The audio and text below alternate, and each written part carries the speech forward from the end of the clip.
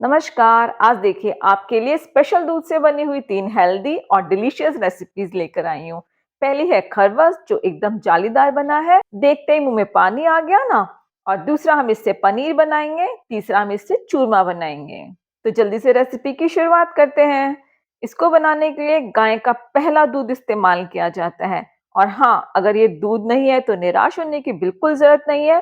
सादे दूध से भी आप इस खरवस को बना सकते हैं और ये रेसिपी मेरे चैनल पे है। उस रेसिपी को आप सबने बहुत प्यार दिया, उसके लिए आपका धन्यवाद। तो गाय का पहला दूध काफी पीला होता है और बहुत गुणों से भरपूर होता है, बड़े से बड़े रोगों के लिए फायदेमंद होता है।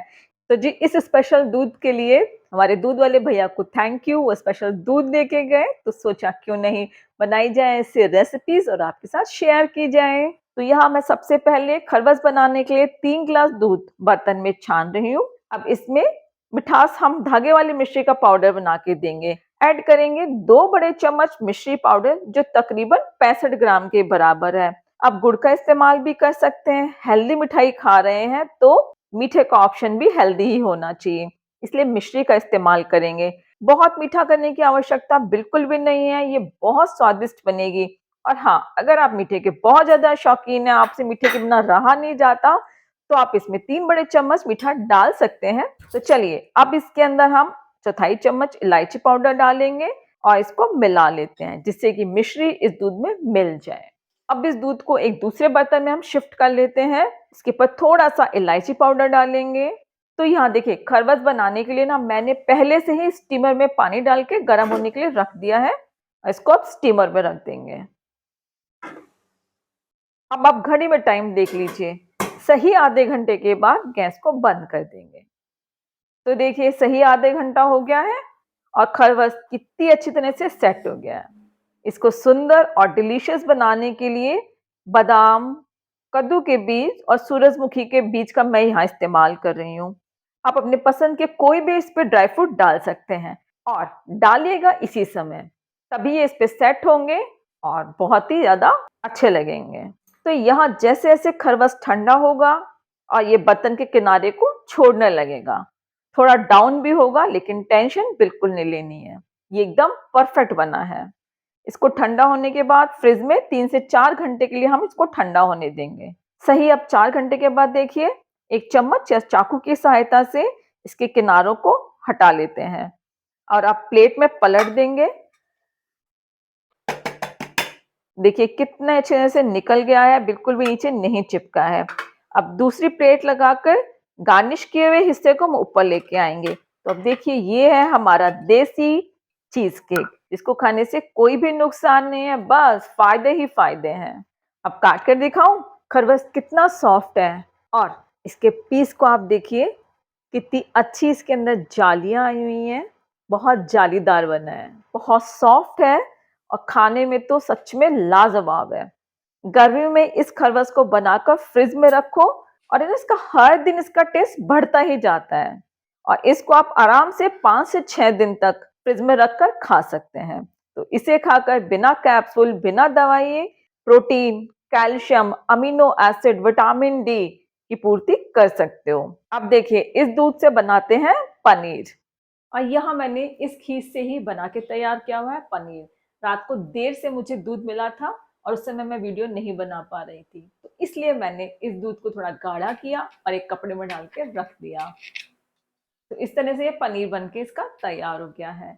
अब इसके हम पीसेस कर लेते हैं और इस पे नमक मिर्च लगा के खाइए जिनको शुगर है। और जो मेरी तरह मीठा खाने के शौकीन हैं वो इसकी मिठाई बनाएंगे। तो अब हम इससे बनाते हैं एक डिलीशियस सी मिठाई। तो खीस के चूरमे की तैयारी करते हैं। अब इसी पनीर से हम खीस का चूरमा बना लेते हैं। इसके लिए पनीर को हाथों से मसल लेते हैं। कितना सॉफ्ट है ना ये पनीर, वैसे खाने में जितना स्वादिष्ट है ना, इसका चूरमा भी उतना ही स्वादिष्ट बनेगा। तो अब इस पनीर को हम एक भारी तले की कढ़ाई में डाल लेते हैं। तो इस पनीर को बनाने के लिए यहाँ मैंने 1.5 लीटर दूध का इस्तेमाल किया है। इसमें ऐड कर देंगे 150 ग्राम यानी कि 1.5 कटोरी गुड़ वाली चीनी या खांड बोल सकते हैं आप इसको। अब गुड़ का इस्तेमाल करना चाहते हैं तो आप गुड़ का इस्तेमाल कीजिए। अब पनीर और खांड को धीमी आंच पर मिला लेते हैं। चलिए, जब तक पनीर में खांड मिलती है तब तक स्पेशल दूध के फायदे बता दूं। नई ब्याई हुई गाय का पहले से 7वें दिन तक का दूध होता है ये, और इससे बनने वाली मिठाइयों को अलग अलग नामों से आप जानते होंगे, जैसे खरवस, बरी, बोली, खीस, बारी, फेनुस, जुनू आदि। इसमें कोलोस्ट्रम होता है जिसके कारण से यह प्रीबायोटिक और प्रोबायोटिक दोनों तरह से काम करता है। आपके इम्यूनिटी सिस्टम को स्ट्रॉन्ग बनाता है, पेट से संबंधित सभी बीमारियों से बचाता है। इसलिए गुड़ और मिश्री डालकर ही इस पौष्टिक दूध से पौष्टिक मिठाइयाँ बनाइए। और शुगर पेशेंट अगर इसका सेवन करते हैं तो उनका इंसुलिन डेवलप होता है। और पता है आपको, इससे वेट लॉस होता है, आपकी चोट ठीक हो जाती है और हड्डियों का पुनर्निर्माण हो जाता है। तो बहुत जल्दी ही 10 से 12 मिनट में खांड इसमें घुल गई है।